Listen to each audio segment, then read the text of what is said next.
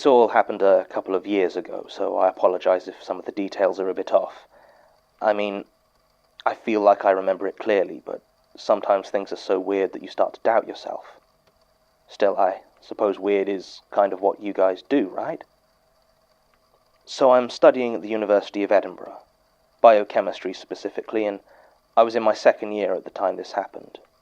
I wasn't in any sort of university accommodation at this point and was renting a student flat down in Southside with a few other second years. To be honest, I didn't hang out with them much. I took a gap year before matriculating, and my birthday's in the wrong part of September, so I was nearly 2 years older than most of my peers when I started my course. I got on with them fine, you understand, but I tended to end up hanging out with some of the older students. That's why I was at the party in the first place. Michael Macaulay, a good friend of mine, had just been accepted to do a master's degree in Earth Sciences, so we decided a celebration was in order. Well, maybe party isn't quite the right word. We just kind of invaded the Almanac down on the Royal Mile and drank long enough and loud enough that eventually we had the back area to ourselves. Now, I don't know how well you know the drinking holes of Edinburgh, but the Almanac has a wide selection of some excellent single malts, and I may have slightly overindulged. I have vague memories of Mike suggesting I slow down, to which I responded by roundly swearing at him for failing to properly celebrate his own good news, or words to that effect. Long story short, I was violently ill around midnight and made the decision to walk the route home.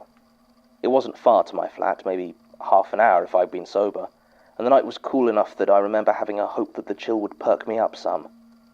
I headed for the Cowgate, and the quickest way to get there from the Royal Mile is down Old Fish Market Close. Now, I'm sure you don't need me to tell you that there are some steep hills in Edinburgh, but Old Fish Market Close is exceptional, even by those standards. At times it must reach a 30 or 40 degree angle, which is hard enough to navigate when you don't have that much scotch inside you.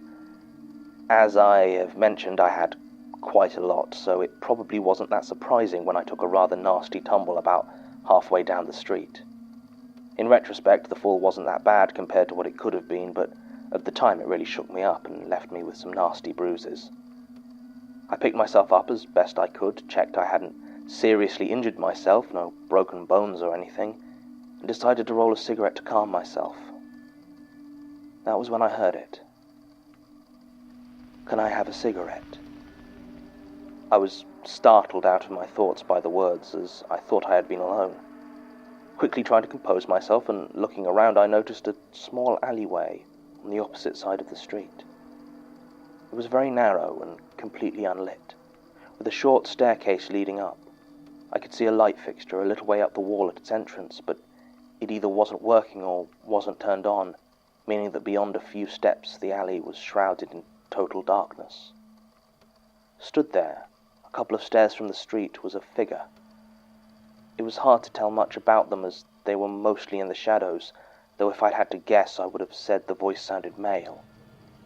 They seemed to sway ever so slightly as I watched, and I assumed that they, like me, were probably a little bit drunk. I lit my own cigarette and held out my tobacco towards them, though I didn't approach, and asked if they were okay with a roll-up.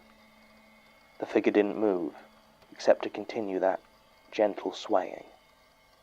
Writing it down now, it seems so obvious that something was wrong. If I hadn't been so drunk, maybe I'd have noticed quicker, but even when the stranger asked the question again, "Can I have a cigarette?" utterly without intonation, still I didn't understand why I was so uneasy. I stared at the stranger, and as my eyes began to adjust, I could make out more details. I could see that their face appeared blank, expressionless, and their skin seemed damp and slightly sunken, like they had a bad fever. The swaying was more pronounced now, seeming to move from the waist side to side, back and forth. By this point I had finished rolling a second cigarette and gingerly held it out towards them, but I didn't get any closer. I had decided that if this weirdo wanted a cigarette, they were going to need to come out of the creepy alleyway. They didn't come closer, didn't make any movement at all, except for that damn swaying. For some reason the thought of an anglerfish popped into my head. The single point of light dangled into the darkness. hiding the thing that lures you in. Can I have a cigarette? It spoke again in the same flat voice, and I realized exactly what was wrong.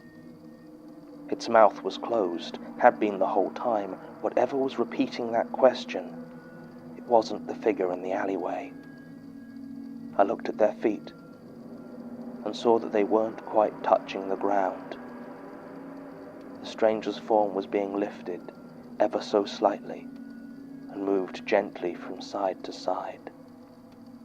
I dropped the cigarette and grabbed for my phone, trying to turn on the torch. I don't know why I didn't run or what I hoped to see in that alley, but I wanted to get a better look. As soon as I took out my phone, the figure disappeared. It sort of folded at the waist and vanished back into the darkness, as if a string had gone taut and pulled it back. I turned on the torch and stared into the alley, but I saw nothing. Just silence and darkness.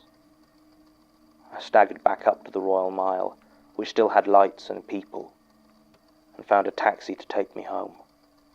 I slept late the next day. I'd made sure I didn't have any lectures or classes, as I had intended to be sleeping off a heavy night of drinking, which I guess I was, although it was that bizarre encounter that kept playing in my mind. And so, after making my way through 2 liters of water, some painkillers, and a very greasy breakfast, I felt human enough to leave my flat and go to investigate the place in daylight. The result was unenlightening. There were no marks, no blood stains, nothing to indicate that the swaying figure had ever been there at all. The only thing I did find was an unsmoked Marlboro Red cigarette, lying just below the burned-out light fixture. Beyond that, I didn't really know what to do. I did as much research as I could on the place, but couldn't find anyone who'd had any experience similar to mine, and there didn't seem to be any folklore or urban legends I could find out about Old Fish Market Close. The few friends I'd told about what happened just assumed I'd been accosted by some stranger, and the alcohol had made it seem much weirder than it was. I tried to explain that I'd never had hallucinations while drunk, and that there was no way this guy had just been a normal person. But they always gave me one of those looks, halfway between pity and concern, and I'd shut up. I never did find out anything else about it. But a few days later I saw some missing person appeals go up around campus. Another student had disappeared. John Fellows his name was, though I didn't really know the guy and couldn't tell you much about him, except for 2 things that struck me as very important. He had been at that same party and, as far as I remembered, had still been there when I left. The other was just that, well, on the photo they'd used for his missing persons appeal, I couldn't help but notice that there was a pack of Marlboro Red cigarettes poking out of his pocket. I haven't quit smoking, but I do find that I take a lot more taxis now if I find myself out too late.